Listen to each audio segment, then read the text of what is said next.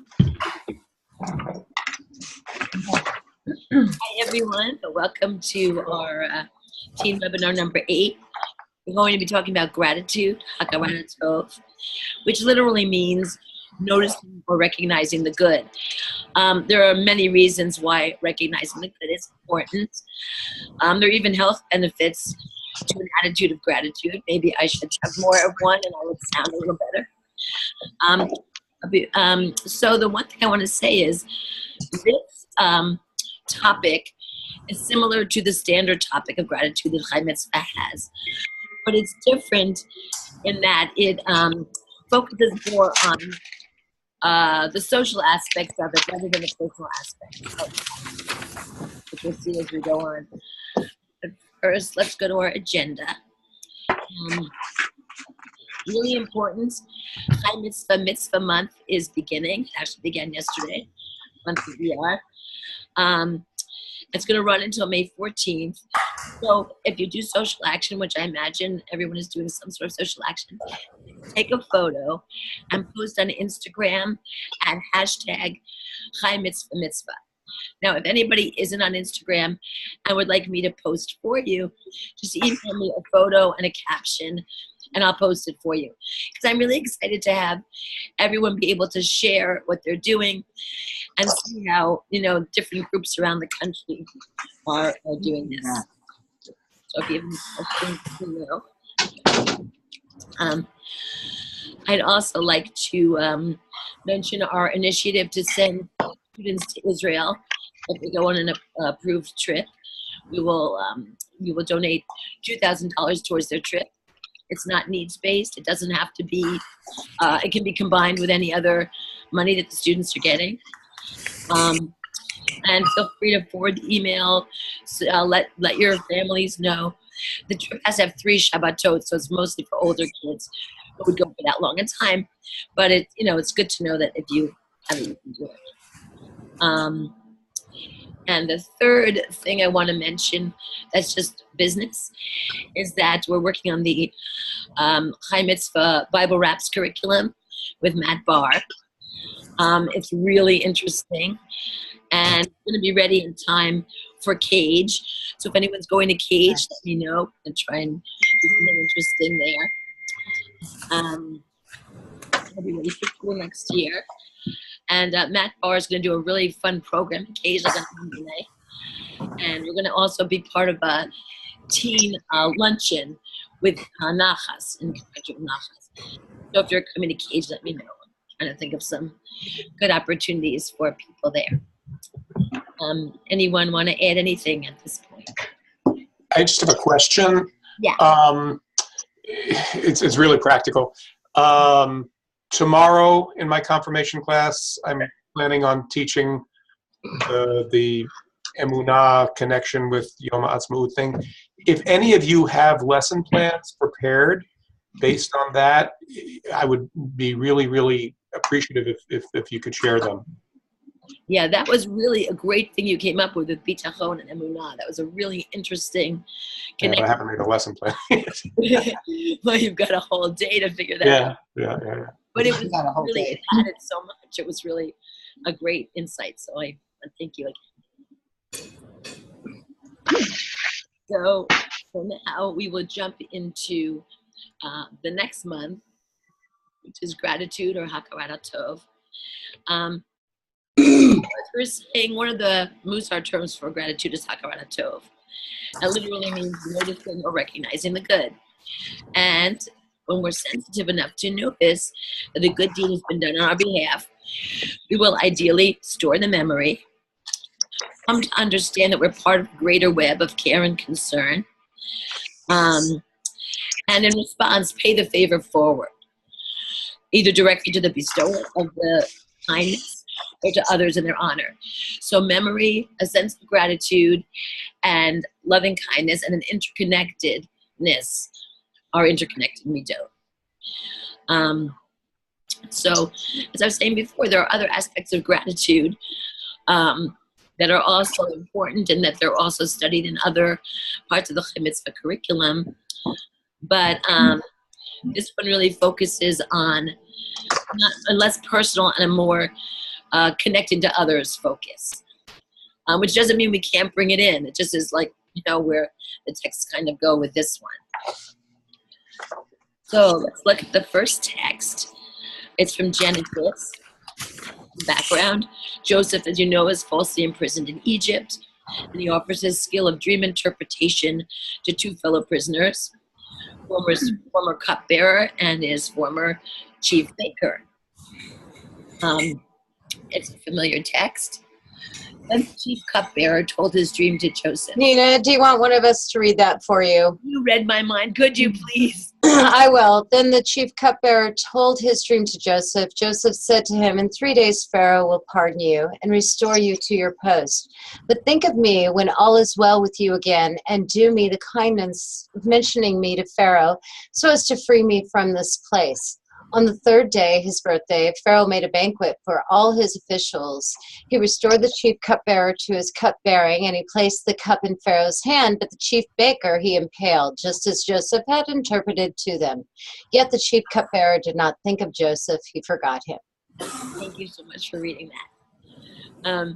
So this story is kind of a timeless theme. It might lead to a discussion of times the students have been asked to do a good deed for someone, or they've asked someone to help them out. And we might try to bring this to them. We might say, was Joseph's request of the cupbearer reasonable? I think it was a reasonable thing to ask. And then think of all the characters in the story. You can empathize with them. Why did the cupbearer forget Joseph? If you'd been in the cupbearer's place, would you have mentioned him to a Pharaoh? How do you think Joseph felt about his kindness not being rewarded? How do you feel about Joseph having to ask to be remembered in the first place? These are all things to kind of get the students to empathize and look at it from different points of view and apply that to things that are going on in their own lives. Does anybody have a comment or something you want to say? Okay. Basically, our society is having a problem with compassion right now. And really, I mean, it's a huge problem, I think, American-wide. And so, yeah, to get the kids to start looking, how can I empathize with the people who are in my life, and how is this actually working? Because it's not all about me. And Joseph's story teaches us that it's not all about me, but we're part of the bigger picture, and we're very important in making that happen. Right. I think when we realize that we're part of the bigger picture, we tend to have more compassion and to be more interconnected with other people. And I think you're completely right. I think that what my kids, who are millennials, what they expect of their peers is so much less than I expect of mine, or got from mine as I was, growing up. So that would be interesting to see what teenagers, where they are in this. Mm-hmm. Another thing to think about is, to whom in their own lives do the students owe a debt of gratitude? How might they express it? And this is also a good opening for social action project, and we can touch on that later on in the webinar. I think this also relates, though, to what you said. Who do they owe something to, and how do they see that? Hold on one sec. I just want to say one thing. The other thing about gratitude is sometimes you don't actually realize what someone's done for you or express your gratitude until it could be delayed, could be years later. The whole idea of pay it forward also is a way, I think, of expressing gratitude. But it is really hard to get this for kids to really appreciate, things that have been done for them, or what they've done. I think as an adult, I express gratitude to kids, but they don't express gratitude necessarily to adults. They just don't understand. Well, it doesn't have to be to adults. It can be to each other also. Other kids, yeah, exactly. If you have trouble with a homework assignment and somebody helps you out, I mean, that's, yes. David, I have an anecdote about this. So one thing that I'm reading this text and to bear in mind is sometimes we have to think about our acknowledgement and gratitude for folks whose connection with you is indirect. because case in point, I was on sabbatical last year for 6 months, and various congregants had to cover for me, leading services and things like that.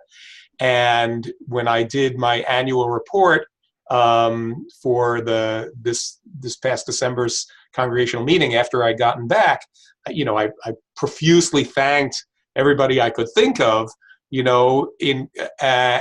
including the person that on our ritual committee that was in charge of recruiting everybody else to lead other stuff.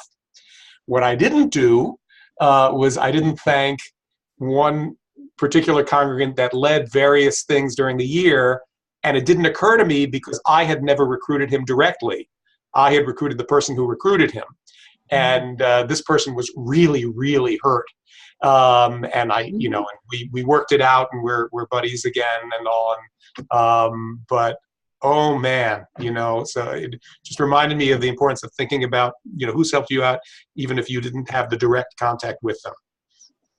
It seems like there would be some kind of Talmudic words for that, like for those to whom I owe gratitude and to those whom I have somehow ignored. Yeah. Yeah. Yeah. So that's a very good point too.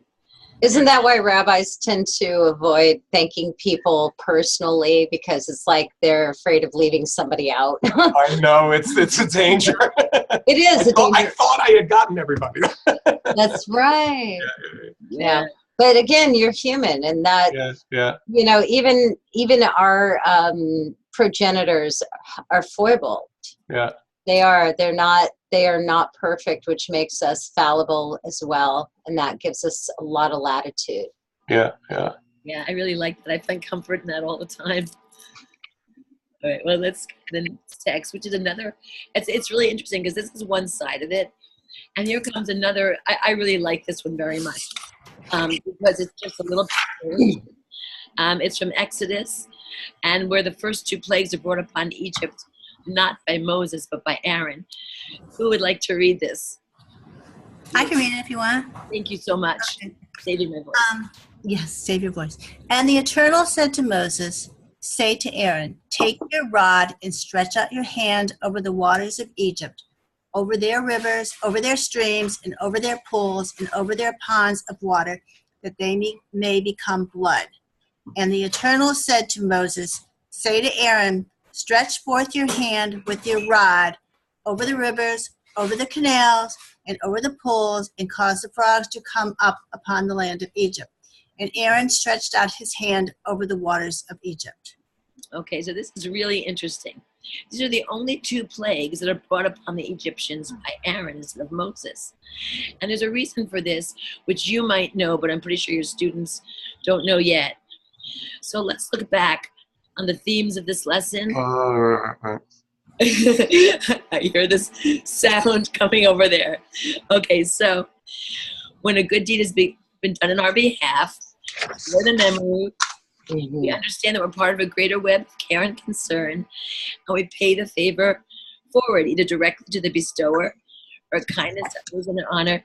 So in other words, when something has been done for us, we want to be positive towards the bestower of the kindness. Okay, so how does that apply here? Dave is not allowed to speak because he already knows the answer. Well, I'm looking at the sheet here. No, isn't it because the Nile safely delivered Moses to Pharaoh so that he could be raised and be put in this position, so he wouldn't be the one to cause the Nile any upheaval. That's right. Hakarat Hatov can extend even to inanimate objects, not just to people. And what you just said is exactly right. Rashi talks about it. The plagues of the blood and the frogs were brought by Aaron because Moses owed his life to the river, and he was grateful to it. So you might think of something else. Besides the river, does Moses owe a debt of gratitude to anyone or anything else? And your students could have some fun kind of thinking of the answers to this idea. I can think of a lot of different things that he might or might not owe gratitude towards. And we can look at how he behaved and whether the things he did were understandable in light of who we owed gratitude to. But even more than that, it can be fun if you expand it out. For what inanimate objects in your own life do you owe a debt of gratitude? Right. And what might this practice be? I mean, we know we have blessings for food, for choranin, for all kinds of things like with smells and rainbows and intelligence. I might want to write one to my computer. All right. My car, you know. There are things that we depend on that are inanimate that Right. way we might think of as, you know, I mean, I have a nickname for my car. You know, I have a particular pen I really like. This gets interesting if you do it with your students, and you might even think of blessings or ways you would show gratitude towards them. I mean, I think I'm grateful to my computer by keeping it clean and not dropping it, you know. Well, there are things we might think about with our students that could be interesting here. Then another interesting thing brought up here, the opposite of gratitude, ingratitude. It's called Hakarat Hatov, which actually means covering the good. The word kippah comes from the same root. Sometimes a sense of entitlement or sense of bitterness can lead to Hakarat Hatov. But even there, tradition urges us to give thanks regardless of circumstances. And the question in the booklet is, do you think you'd be able to find a way to do this? And if yes, how? So I've been thinking about this. As you can hear, I can't breathe and I can barely speak. And there's no medicine for this, and this is very frustrating. However, every time I get a deep breath now, I really appreciate it. So that's kind of the balance you might want to look for. Does anybody else want to share a thing for which you might not be grateful, but then you do see the good in your life looking through it? I was just thinking when you were talking about gratitude towards inanimate objects like computers and cars, we really aren't crediting, we need to credit the inventors of those things. It all goes back to human, you know, human manufacturing, creativity, thought, and all that. So it's kind of like strange to me. It's almost like idol worship when you're talking about gratitude to inanimate objects. I don't know, that just struck me as sort of strange. Very interesting way to take the conversation. That's good. Well, I don't know, just. Well, no, I have the same thought. You know, it's always it's subtle, I think, but you know, I'm always at least conscious about, like, we're thanking God for these things, you know, and we appreciate people, but we don't, you know, we're not like worshiping them, you know. It's like you know, we have a lot of, for example, we have a lot of you know, this big Native American community here in Duluth, and I'm often stressing to people, it's like we love and appreciate the environment, but we, you know, we don't worship the environment, you know. And so similarly, like, you know, with a tree or a river, you know, I would put that back into, like, you know, Baruch Osei Ma'aseh Bereshit, you know, blessed is the creator. And for like a computer, you know, Baruch Chonein Hadat, you know, the Adam Da'at, you know, the one who gives wisdom to people, you know, to create those things. And you know, I'm thinking of that as being part of the whole. I mean, there are times that I wear it as like being like too, you know, picayune philosophically, but I think it's a basic, you know, basic Jewish thing, you know. So I think it's a very important differentiation. Exactly. These are tools that we use, or we can even be, you know, appreciative of a river. Right. But yeah, the difference is exactly that. We're not bringing the river an offering so that it will keep us having water. Right. And like, I mean, even more basically, even when I'm teaching people like the basics about, you know, Shabbat or anything like that, I say, well, we're not blessing the wine, you know, we're using wine as a symbol of joy to bless God, you know. Good point, yeah. Can't hear Hannah. Can't hear. Can't hear you very well. Do you want to try to use your chat? I could put up the chat box. Maybe you could try that. Do you want to? But there's a Q&A box I put up. Maybe you can type into it. Look on your screen, the little box that says Q&A. I'm doing a. Oh, there you are. There you go. Now we can hear you. You can hear me Oh, we heard you for a second. now? Hear me now? Yes. Oh, I guess I'm too close. If I sit back. Anyway, what I was saying is that the way I think about it is really about all the things we take for granted. You know, when I think about the inanimate objects, you know, things like Lean back a little. Say it again. Something about taking for granted. You know, the fact that we have a home to live in, or that we have electric lights, or, you know, these are things that most of us, you know, at least middle class people in America, you know, we just take it for granted that of course those things are there. And I think, you know, even though it seems a little strange to be grateful for inanimate objects, I do think it's important that we stop to notice all those things in our lives that, you know, we usually just sort of go along and assume, of course, we have all those things. Yeah, no, I think that's true. And that kind of goes to the idea that if you have a sense of entitlement, you might not be grateful. But we should be, you know. Some of my kids, can you hear me okay? Yeah. Yes. Yeah, some of my kids are thinking a lot about colleges right now. So we're talking a little bit about when, what to take for granted, and could you be approaching colleges if you didn't have your own computer, if you had to go to the library to use one. And they do take their parents for granted, but we've had some good conversations around those ideas, and also about privilege, which is a hard topic. Yeah. Oh, hold on. Rabbi Harley, I don't know if I can unmute him because he's on the phone. I got your text, Harley, and I'm really happy to have gotten it. But I think that because you're on the phone, but I do want to read you what he said. As one whose computer is glitching, I'm not sure how grateful I feel. But by asking what I miss without it, I recognize its value. Thank you. At least we can, so I would just listen, right? Thank you so much for sharing. And if you text me, I'll read what you say. So thanks for joining the conversation. I guess he's not as grateful to his computer as I am to mine. I'm grateful for the Zoom application, I shall say. Yeah, I am too. Okay, so now let's go to the next text, which is when I first saw it. Oh, hold on. That's not what I want to do. Sorry about that.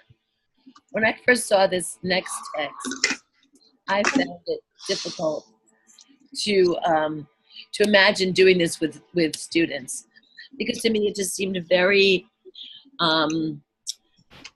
boring for a student. But then I thought about it. So it examines gratitude in relationship to God. And there are two ideas here, both of which I thought really needed some unpacking before reading this with kids. First of all, the idea that gratitude is a kind of praise to God. And the second, that serving God with joy is a kind of gratitude. Those both seem like very foreign ideas to a 21st century high school student. When I tried to pretend that I was one while reading it. So I wonder if you asked your students, how many of them think of gratitude as a kind of praise to God? I mean, in light of the two texts we just read, I think it's a less of a foreign idea. Do they see a connection between gratitude and serving God and joy? What does it even mean to serve God? These are questions I think you need to discuss before you can read something like this. But I think it can be very interesting once you do it. You might want to give them also some background on Psalm 100, which is what this is. Mizmor LeTodah. It's part of the Jewish prayer service, except on Shabbat and festivals and Chol HaMoed of Pesach.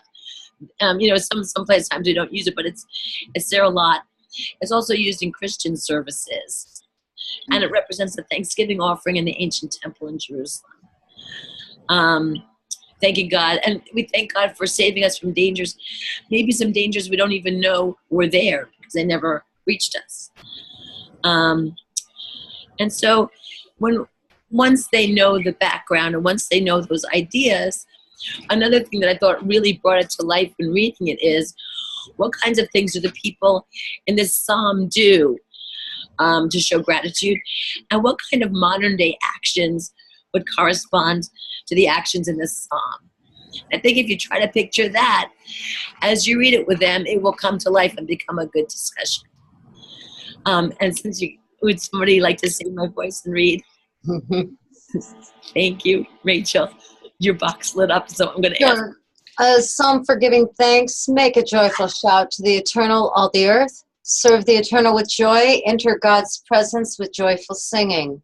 Know that the Eternal is God. It is God who has made us, to whom we belong. We are God's people and flock. Enter God's gates with thanksgiving, and in God's courts with praise. Give thanks and bless God's name, for the Eternal One is good. God's loving kindness is everlasting, with faithfulness to all generations. Okay, so we don't know exactly who composed this psalm. I mean, you know, King. We give it to David, right? We give almost everything to David, but this one I don't think they attribute to him. But the estimated date of composition is like maybe 3,000 years ago. Correct me if I'm wrong. I think that's right. So it expresses the way people felt about God and gratitude in ancient times. And we can look at it now. So being as old as I am, I always think of that Jackson Browne song where he says, make a joyful sound. When we make joyful sounds, we are expressing our own gratitude to God. And certainly singing and dancing is something we still do today that could be, that, I mean, if you go into a Baptist church, they're definitely doing that. And I think everyone likes to do that. And this could be a good time for a creative project. Kids might want to write a poem, a prayer, a song, do some artwork, do something to express their gratitude to God. And I have to say, I'm not a Wikipedia fan. Everybody knows it's not reliable. But if you go to Wikipedia, there's a link describing different psalms and who put them to music. And that could be an interesting thing to explore with your students. Well, there's just a couple of things on this psalm, just for the sake of it. I mean, I do often use with my Hebrew school kids the Hasidic tune to this, Eve duet Hashem b'simcha, Eve duet Hashem b'simcha, Vo l'chana bir nana, l'chana bir nana, and do it faster and faster, and they love it. I mean, and the other thing that I always love about this one, because I'm like a grammar nerd, is that there's a difference between the traditional Masoretic text and the way it is traditionally understood as a kativ and a kri. For the line in verse 3, it is God who made us, to whom we belong. The Hebrew is hu asanu velo anachnu, and I think the Masoretic text, the written text, is velo lamed aleph. And so if you look at this text in a King James or a Christian Bible, it says, he made us and not we ourselves. But the Jewish text is, the Jewish understanding is, even though it says, God made us and we didn't make ourselves, the Jewish interpretation has been to well, who cares what it says there? We're going to pretend that it says Lamed Vav instead of Lamed Aleph, and we have this much more relational interpretation, which you could run with that in some ways. Nice. I'm making a note. I'm putting that in your follow-up email because that's and I think there's a whole teaching about this by the Sfat Emet that's accessible because it's in Art Green's book. I forget the Language of Truth that JPS published a while ago. If you take a look at that, I mean, the Sfat Emet has a little teaching that's exactly that. It's wonderful. That is awesome. Oh, I also need to say something here. Looks like, okay. Yeah.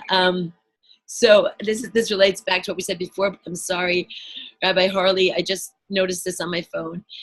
That we need to distinguish between gratitude to people and worship, which is just what we were saying before. I mean, we covered it, he did too. To place as our highest value God over Gates, Bill Gates. So I thought that was something we needed to share. But I love what you said about low and low. And I think also maybe I can find a link to the Hasidic tune and send it up in the follow-up email, because I think a lot of people might enjoy both listening and doing that with their students.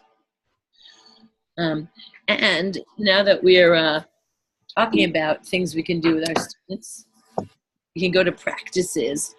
There are a lot of interesting practices that relate to this particular midah. One is to pay it forward. Since I really do have a bad voice, maybe someone wants to even read this and then I can comment on it and then I don't have to take them a little bit. Thank you. Can you hear me?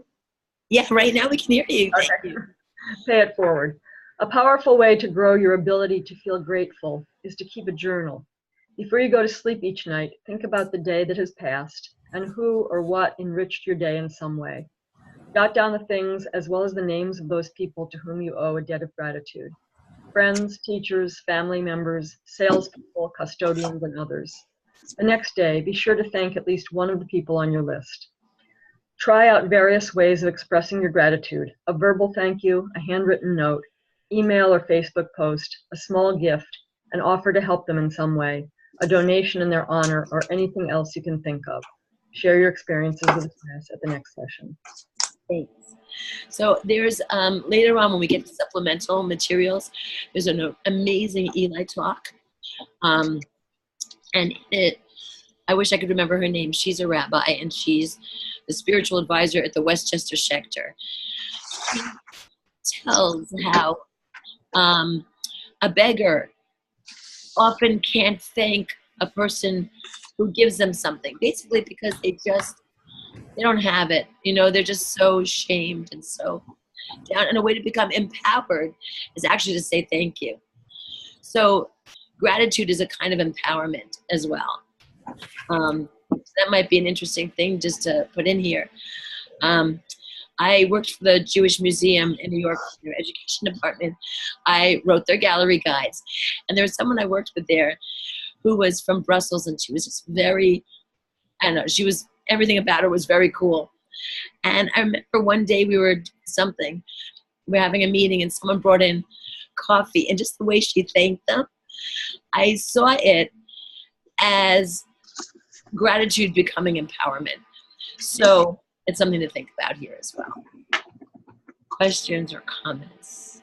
One thing I was just thinking about, sometimes people are almost overly grateful and thankful, and it starts to become, insincere. Mm-hmm. And I know people that do that, and I don't know, it just kind of disturbs me when people, because it just doesn't seem, That might not be counted as real gratitude. And if it's insincere, I don't think it's real gratitude. Yeah, but people might think they're expressing their gratitude, but. Well, how would somebody who is saying thank you for something be insincere? Like if they really didn't like it, or I mean. Well, they continue to say thank you so much, thank you, like on and on and on, like overkill for what maybe you did for them. It's, I don't know. I just find I don't understand it, but maybe it's just me. No, I know what you mean. I mean, I think somebody's sincere. And I think sometimes, not just with gratitude, with other things as well, when the response doesn't quite mesh with what, you know what I mean? Exactly. That's what you mean. I don't know. So that's just something I was thinking about, because we know people like that, and they come off as being kind of phony to me. So they're not really, really, truly, they don't really truly have gratitude if they're going out of their way to go over and beyond and beyond. And What do you think their motivation for doing that might be? they just want people to like them. Maybe they feel insecure, feel less than. I'm not sure, but I've often thought about it because there's people like that. Ellen, I think you hit it right on the head, all three of those things. Yeah, I think you're right. Me too. It's something that people use for attention seeking and to get a little bit more strokes when they need some help. I will have to say though that sometimes saying thank you is, at least from my position as a congregational rabbi, and like case in point, like the anecdote I just talked to you, some of it is defensive. You know, it's like you want to just make sure you say thank. It doesn't mean that you don't mean it, but it might seem overboard because you just want to make sure that they realize you appreciated it, so that, you know, lest they be mad at you for not being gracious, you know, thankful enough. I work for the Jewish Federation. We're supposed to thank everybody 7 times. Yeah. Really? Yeah, pretty much. You're going to get a vocal thank you. You're going to get a when I see you thank you. You're going to get your acknowledgement in the mail. You might get a handwritten note on top of that. And a few times during the year, every time I see you, thank you. Wow. Yeah, it's pretty important that people understand that philanthropy isn't just money. It's actually connected to a smile, a physical smile. There's somebody that you are actually helping to live a better life. And so if we don't say thank you enough, I think that we actually do a disservice to our own selves. So yeah, Rabbi, I totally get that too. You have to. In fact, it's better to be overkill and to be thought of as, is he being authentic, than to you know, not say the right thing. It's very political for you. I mean, it's never that it's never inauthentic, you know, but it's more just a matter of like, okay, enough already. Yeah. Yeah. You know. So I have a comment here from Rabbi Harley. He says, Charles Rural, CBS News, noted decades ago how we respond to thank you with thank you instead of you're welcome. That is, we acknowledge their gratitude with gratitude. Thank you. Yeah. Right? Or people say, no problem, no problem. I usually say no problem. My husband he can't stand that when people say. If he ever thanks me, I won't respond that way. I actually stopped saying thank you back because it made me realize I wasn't letting their thank you land with me. And by saying you're welcome, I acknowledge that their thank you actually landed. Right. So I think 2 things about gratitude, about thanks. We need to acknowledge it, and it needs to be appropriate and sincere. Right. Oh, thank you. Yes. Thank you. Rabbi Harley says yes. If you say, it's like a one-up, you're demeaning them if you don't like acknowledge that the thank you landed, as you said, landed. Yeah. Yeah. He also said, and that was pre-social media. With Charles Carroll, all about me, right? Thank you. So that's an interesting thing. This is a cool practice. This is the Flavors of Gratefulness app. So Modani is a prayer that's said, you know, each morning when we wake up, saying thank you that our souls have been returned to us, expressing gratitude for the new day. And Rabbi Sheffa Gold has a Flavors of Gratefulness app, which you can get at the App Store. And it has a different tune, and you can wake up each day to hear it. So that's cool. That's kind of a cool app. And then practices and 2 more interesting things, because basically they're written here. Maybe somebody else wants to read them again, for which I will express sincere gratitude. All right, I'll go ahead. What a grateful party. Plan a class party that's all about thanks. Make a playlist of songs with thank you in the title. Serve foods for which most people are especially grateful, chocolate, and say a blessing of thanks before you eat. Find a reason to be grateful to each person at the party and thank them. And then there's a complaint fast, not about speed, about not eating. Because gratitude is such a central principle in Judaism, the tradition deems those who complain incessantly to be sinners. Think about the Israelites when they left Egypt and complained for 40 years in the desert. What do you tend to complain about? What would it take to restrain from complaining and focus on the positive? A complaint fast, called Ta'anis Krechten in Yiddish, is an actual thing.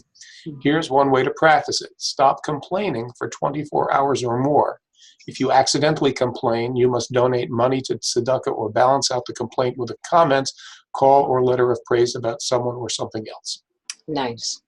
I have to say, we did this when I taught High Mitzvah for adults, the first year of High Mitzvah. And one of my congregants was in the class, suggested that we do this. It was amazing. The first night, my husband and I looked at each other and I said, it's going to be a very quiet week. You know, just because we're just so used to complaining. I mean, me more than him, but but you know, we just get in that bad habit, and we made a lot of money that week for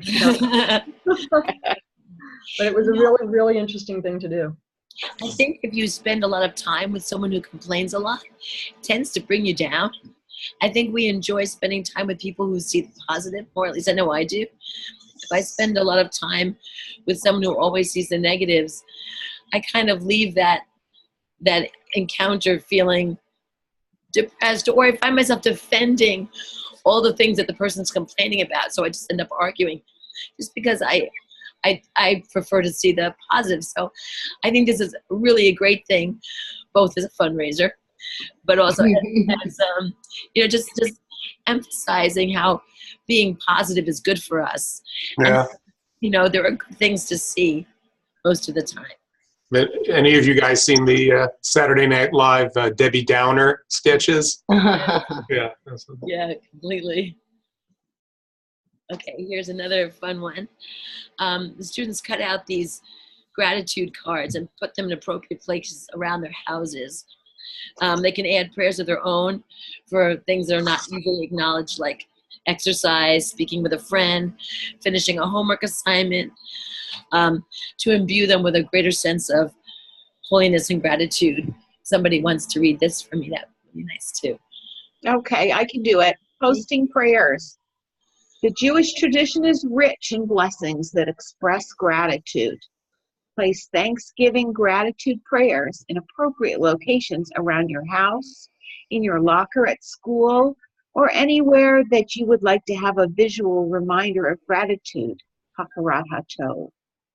Great. So this is included in the PDF that you've been sent, and you can print them out, and you can give them to your students. They can cut them out. They can write their own and put them in different places. It'd be interesting to see what they're grateful for and where they might put these things to remind themselves. Then there are some nice suggestions for social action. Looking at gratitude as an interactive thing rather than just a personal thing is it's a very good connection to social action. Mm-hmm. So you can send a donation to an organization that does something that you're grateful for. So if you're happy that you have clean running water, you can donate to water, the charity water, which gives clean, fresh, safe drinking water to the many people in developing countries who don't have it. When I worked for JNF, I was really surprised at how many places in the world people just don't have access to clean water. If you are happy for your glasses, you can give your old ones to New Eyes for the Needy. So students can look at what they have and they can pay it forward by finding a charity or on a personal level helping someone that is connected to what it is that they're expressing, for which they're expressing gratitude. Then there's some additional information that I found very interesting. You can see if any of your students have these names. The word Yehudim is derived from the other word for gratitude, hoda'ah. When Leah conceived again and bore a son, she declared, "This time I will thank, or Odeh, the Eternal." Therefore, she named him Yehuda. Leah becomes a model of gratitude for us because she went on to name her other sons with words for showing her gratitude. For instance, Gad was named for what luck, Asher for what fortune, and Zebulun, I don't know if you're going to find a lot of kids in your class with that name, but that means choice gift. And there are some other names also that are not some of the 12 tribes, but they still are names that express gratitude. Then growing up grateful, this is an interesting article. It gives teens multiple mental health benefits. So if you read this, you can see they followed these kids for 4 years, and the ones that were grateful actually had mental health benefits. That's an interesting. It might convince some of your students to look for reasons to be grateful for stuff. There's some great supplemental materials this time. The Power of Casual Gratitude by Julie Beck. She develops a theory of power of weaving gratitude talk into your speech, not taking simple kindness for granted. I'm replacing thank you with I'm sorry. It's a little bit complicated, but it's very good. It's what we were talking about before, about feeling empowered when you thank people. Mm-hmm. Then there's this Eli talk by Rabbi Abby Sosland. This is great. This is, I mean, sometimes I think that people might not really want to watch these with their students because maybe they're a little complicated. But this is one that is really, I think your students would even enjoy it. She talks about shameless Judaism as a path to happiness. First of all, she's great in her translation or what she brings up. Like, it's very appropriate and not overdone. She tells about how she didn't get married until she was in her 40s, and how she felt ashamed by this, and how she overcame her shame. She says in human experience, shame is one of the first emotions mentioned in the Bible. Adam and Eve, they were not ashamed when they were in the Garden of Eden. Ate from the fruit, the first thing they felt was ashamed. And she talks about dropping the feelings of shame in situations where it doesn't serve us, and opening up the space for gratitude and action and being there for other people. It's a very, very nice Eli talk. It's very interesting.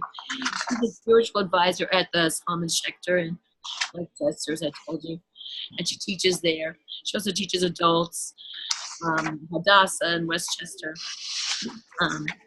But she's from my area. She was a rabbi at the Town and Village Synagogue, which is like the artist synagogue. I think she's very cool, and I think you'd really like this Eli talk. I also want to say, Harley Katz says, thanks. Oh, this is very good. So, oh, you're connected. Oh, does that mean I can actually, hold on, I think I can get him on here. Here, you get to be in the end of it. Here we go. Okay. Hopefully he's here somewhere. There you go. Unmute. There. Hi, we're glad you finally were able to get in here. Actually, when you said I was connected, it disconnected for 10 seconds anyway. But now you're here. Okay. You're great. He says, thanks to y'all, and even God, if she's listening. The Hebrew root of Odeh is a parallel to the root of confess. Thank you for sharing that as well. That's a good point. So now I'm just going to go to the next. This TED Talk, Professor Sean Acker. He is very funny. There's another really amusing and good TED Talk that students would also enjoy. He talks about how 90% of our happiness is not grounded in hard facts, but how we perceive our lives. Like the Hasidim says, who is happy or who's content with what he has, that's who's happy. He tells about how his sister fell off their bunk bed. He was supposed to be watching her, and he was really afraid that she was going to cry. So what he did was he said, wow, you landed a certain way. Only a unicorn could land like that, because he knew she'd want to be a unicorn. Instead of crying, she was like, oh. she became grateful for this magical power she had. And it goes on from there. It's a very nice and very interesting TED Talk. So well, the Eli and the TED Talks, screen them first, but you might want to share them with your class. They're about 15 minutes apiece. So, any other questions or comments? Has been really fun and a lot of good conversation, so I thank you. And I'm grateful to all of you for your comment. Yours will. Who wants to add anything or okay, so then the only thing I have to reiterate is please post your social action on Instagram, because I think it'd be really nice for kids to share and see what each other are doing. And if anybody had a lesson plan on the Emunah, it would be great. Yeah, that was such a good thing that you suggested last time. I think the least someone could do is tomorrow that you're teaching. Yeah, tomorrow at 5:30. Yeah. Okay, I'm going to put something on Facebook just in case. Yeah. All right. Well, thanks again, everybody, for being part of this. Thank you all. Yeah. Thanks. Bye. Thanks. Feel better. Thank you. Bye. Bye.